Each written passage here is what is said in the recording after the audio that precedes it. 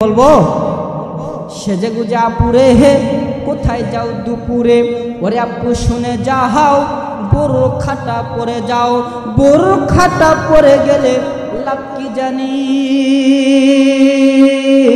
তোরে, বকাটে যুবক দেখে দেবে না রে শীষ তোরে, রিক্সা চালক দেখে দেবে না রে শীষ। চিল্লায় বলেন ঠিক কিনা?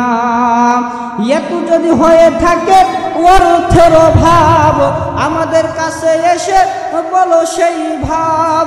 আমরা কজন দেখি বন্ধু মিলে একটা বোরখা কিনে দেব চাঁদা তুলে। চিল্লায় বলেন ঠিক কিনা?